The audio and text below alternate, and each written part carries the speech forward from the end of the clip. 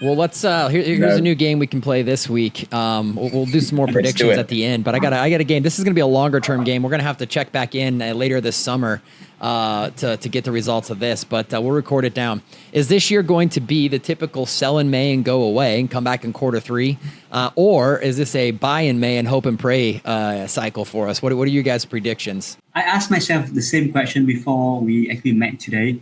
Usually we have a quote saying that in May and go away, but we have a pretty shitty March, even February as well. A decent April. So I don't really think that market can tank anymore. There can be some movement, but then I think that we have a good summer coming ahead. Yeah, that's my opinion. Yeah, I actually agree 100%. I think we won't see a big sell-off in May. I think it's only recovering now. You know, the only things that will move the market will definitely be war, tariffs. Yeah. And it needs to be big wars, you know, because you had the terrorist attack yesterday in the Kashmir Valley, but it didn't move the market, right? Because it's not saying they're not global players. Both are global players, but it's not an economic war. This is the thing that people don't understand. There are wars and then there are economic wars, and they're not the same thing, you know? They're not the same thing. So no, I think we're pumping through May.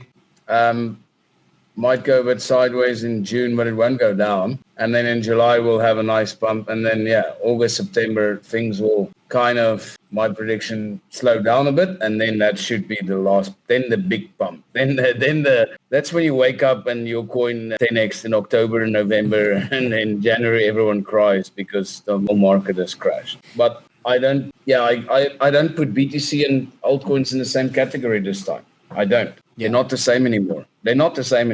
It's changed. Yeah, I agree, and I think there's a number of reasons for that. But and I hate to be boring here for people that are watching, but I'm going to agree with both of these guys. Not a lot of controversy on this. I think we probably see a little bit of a dip at the beginning of May, but recover quickly. And I agree with Rashad. I don't think we're going to see insane pumps this summer, but I do think we see a steady trickle upwards throughout the summer, and then Q3, kind of mid Q3 is when we maybe get that real crazy pump going. So yeah. All right. Well, not going to be too crazy predictions. No arguments there to come back to, but we'll see this summer how we are on those predictions.